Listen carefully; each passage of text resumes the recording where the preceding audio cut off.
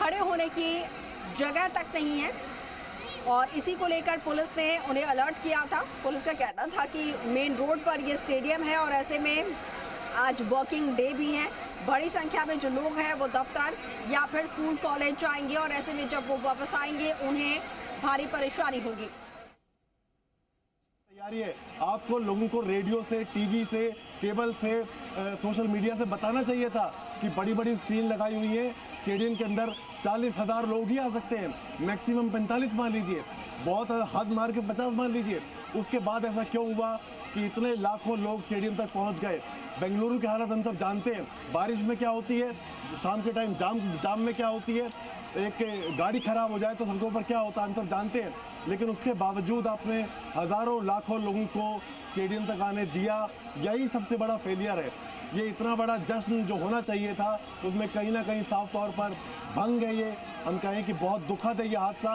और जब खिलाड़ियों को इस बात का पता चलेगा, जब टीम को इस बात का पता चलेगा, तो मैं कहूँगा कि कहीं ना कहीं जो जीत थी 18 साल बाद आईपीएल में इतने वर्षों बाद जो मिली थी, वो कहीं ना कहीं फीकी पड़ जाएगी और हाईलाइट जो बनेगी, जो हेडलाइन बनेगी, वो ये हादसा बनेगा। तो बहुत ही ख़राब स्थिति, बहुत ही ख़राब मैनेजमेंट, ये दाग लंबे समय तक रहेगा। लेकिन फिलहाल जो पहली चुनौती अनुराग मुझे दिखाई दे रही है वो ये कि इस भीड़ को आप क्या कहेंगे, क्या ऐसा कहेंगे कि ये भीड़ यहाँ से चली जाए?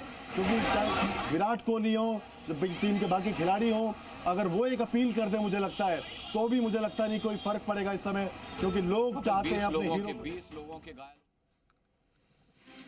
बिल्कुल, तो 4 लोगों की मौत की खबर जो है वो सामने आ रही है और स्टेडियम के अंदर की और बाहर की तस्वीरें भी लगातार हम आपको दिखा रहे हैं। अब इन सब तस्वीरों को देखकर सिर्फ एक ही बात सामने आ रही है कि मैनेजमेंट जो है वो बिल्कुल यहाँ पर फेलियर रहा। मैनेज पहले से नहीं किया गया, लोगों तक जानकारी नहीं पहुंचाई गई कि स्टेडियम की इतनी क्षमता नहीं है। ज्यादा से ज्यादा 40 से 50 हजार लोगों की क्षमता वाला ये स्टेडियम और लाखों की संख्या में लोग यहाँ पर पहुंच गए और इसी वजह से पुलिस को बाद में लाठीचार्ज करना पड़ा, वहां से लोगों को खदेड़ना पड़ा और इसी भगदड़ में 4 लोगों की मौत की जानकारी मिल रही है। एक्सक्लूसिव तस्वीरें इस वक्त आप देख पा रहे हैं और साथ के साथ किस तरीके से पुलिस उन लोगों को खदेड़ती हुई नजर आ रही है जो कि यहाँ पर फैंस पहुंचे हुए थे आरसीबी के वेलकम के लिए और खुशी में शामिल होने के लिए। लेकिन ये खुशी जो है वो अब गम में तब्दील होती नजर आ रही है, क्योंकि ऐसे में जो लोग यहाँ पर पहुंचे थे उन्हें भारी परेशानी अब हो रही है।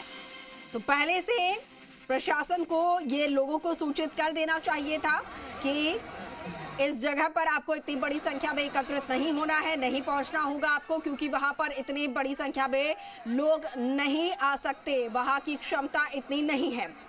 लेकिन उसके बावजूद लोगों की भीड़ को वहां तक जाने दिया गया और फिर उसके बाद में जब हालात बेकाबू हो गए तब फिर पुलिस ने उन पर लाठीचार्ज कर दिया। तस्वीरें आपको दिखा रहे हैं, लाठीचार्ज की तस्वीरें हैं।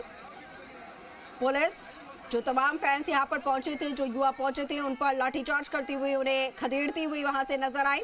लेकिन सवाल यही है कि आखिर इतनी बड़ी संख्या में लोगों को वहां तक पहुंचने क्यों दिया गया?